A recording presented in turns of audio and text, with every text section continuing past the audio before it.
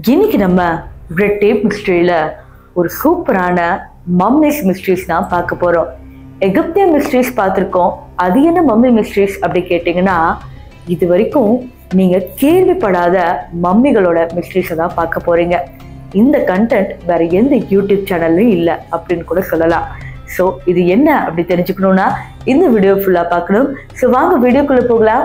நான் உங்கள் Sivaranjani, red tape மிஸ்ட்ரியில இருந்து.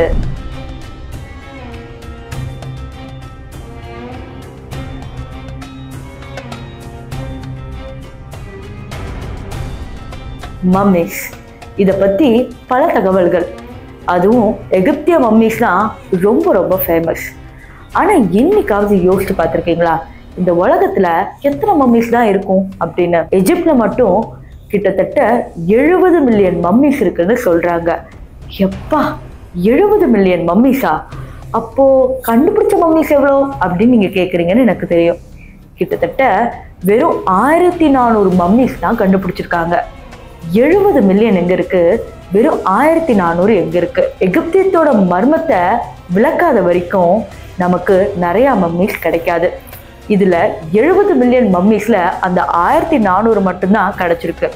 அதுலயும் பாதி யாருன்னு இப்போ வரைக்கும் மர்மத்தை விளக்க முடியாமலே இருக்கு. இது வரைக்கும் நீங்க ஈஜிப்ட்ல நிறைய மம்மிஸ் பார்த்துருப்பீங்க.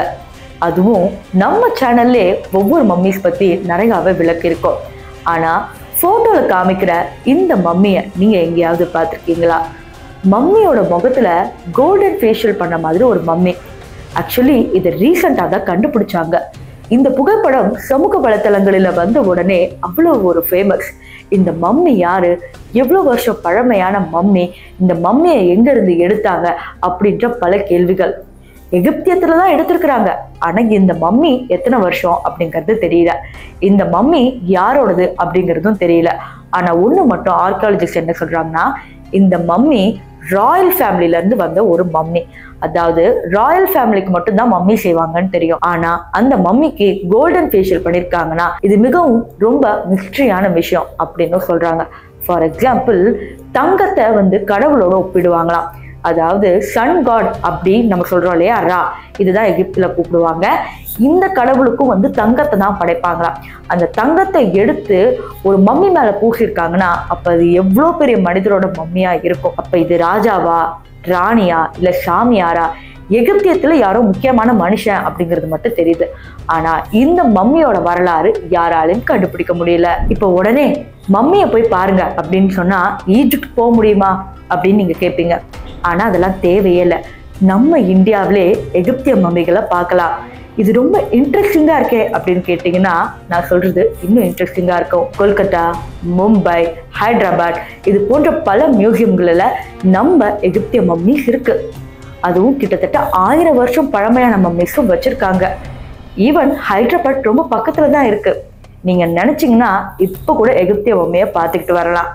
இன்னும் லக்னோல கூட எகிப்திய மம்மிஸ் இருக்கு.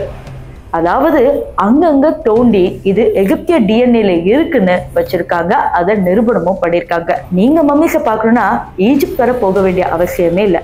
நம்ம இந்தியாலே அவ்வளோ எகிப்திய மம்மிஸ் இருக்கு. மம்மிஸ் அப்படின்னு சொன்னாவே அந்த பேண்டேஜை ஃபுல்லா ஒரு கயிறு மாதிரி சுத்தி விடுவாங்க இல்லையா? இந்த ப்ராசஸ் பத்தியும் நம்ம நிறைய பேசியிருக்கோம். ஆனா அது எவ்வளவு மீட்டர் கயிறு அப்படின்னு வார்த்தைகளால விவரிக்க முடியாது. For example, basketball court, ஒரு கிரிக்கெட் ஸ்டேடியம் அளவுக்கு அந்த கயிறு ஒரு மனிதருக்குள்ளே சுத்தி இருக்கு. இது ஒரு விஷயம் எவ்வளோ ஒரு இன்ட்ரெஸ்டிங்கா இருக்கு. ஆனா உண்மை அதுதாங்க. அதாவது ஒரு கிரிக்கெட் ஸ்டேடியத்துக்கு இருக்கிற கயிறை ஒரு மனிதருக்கு கட்டி மம்மிஃபிகேஷன் பண்ணியிருக்கிறாங்க. அந்த மம்மியில இருந்து பிரெயினை மட்டும் அகற்றிருக்காங்க. இந்த மாதிரி இன்ட்ரெஸ்டிங்கான ஃபேக்டை எங்கேயாவது நீங்க கேள்விப்பட்டிருக்கீங்களா? இவ்வளவு நேரம் நான் மம்மி மம்மின்னு சொல்லிட்டு இருந்தேன். மம்மிக்கு பேரு எப்படி மம்மி வந்துச்சு அப்படின்னு என்னைக்காவது யோசிச்சிருக்கீங்களா? மம் அப்படிங்கிறது அரேபிய வார்த்தையில வேக்ஸ் அப்படிங்கிறது அர்த்தம். வேக்ஸ்னா இந்த நெகிழி அப்படின்னு சொல்லுவாங்க இல்லையா, அந்த மாதிரி கூட நம்ம வச்சுக்கலாம். ஸோ ஒரு கருப்பு திரவத்தை தான் மம் அப்படின்னு சொல்லி அழைப்பாங்க. இப்போ பிட்டுமன் அப்படிங்கிற இன்னொரு சப்ஸ்டன்ஸ்க்கும் மம் அப்படிங்கிற ஒரு பேர் இருந்திருக்கு. அதுக்கப்புறம் அது பெர்ஷியன் வார்த்தைகளில் போய் அது மம்மின்னு மாறி, அடுத்து இங்கிலீஷ்ல மாறி, அது மம்மினே மாறி அப்படியே போயிட்டே இருக்கு. இப்ப நிறைய பேர் அம்மாக்கு கூட மம்மின்னு தான் கூப்பிடுறாங்க. இது எப்படி அங்கிருந்து இப்படி வந்துச்சு அப்படின்னு கேட்டீங்கன்னா அது இன்னும் இன்ட்ரெஸ்டிங்கா இருக்கும். குழந்தைங்க ஃபர்ஸ்ட் பேசுற வார்த்தையே ஆ, மம், அம் அப்படின்னு பேசுற வார்த்தைகள் தான். ஸோ அங்க இருந்து மம்னு வந்து அதுல இருந்து அம்மானு மாறி அடுத்து மம்னு மாறி அடுத்து மம்மின்னு மாறி இருக்கு. ஆக்சுவலி இந்த மம்மிக்கும் எந்த ஒரு தொடர்புமே இல்லை. ஆனா காலப்போக்குல இதே மாதிரி மாறிடுச்சு அப்படின்னு கூட சொல்லலாம். நம்ம சேனல்ல சொன்ன இந்த மம்மிஸோட மிஸ்டேக்ஸ் உங்களுக்கு எவ்வளவு பிடிச்சிருக்குன்னு கமெண்ட் செக்ஷன்ல சொல்லுங்க. அது மட்டும் இல்லாம சேனலை மறக்காம சப்ஸ்கிரைப் பண்ணுங்க அண்ட் இந்த வீடியோக்கு லைக் பண்ணுங்க. இது போன்ற பல வீடியோஸோட உங்களை அடுத்த வாரம் சந்திக்கிறேன்.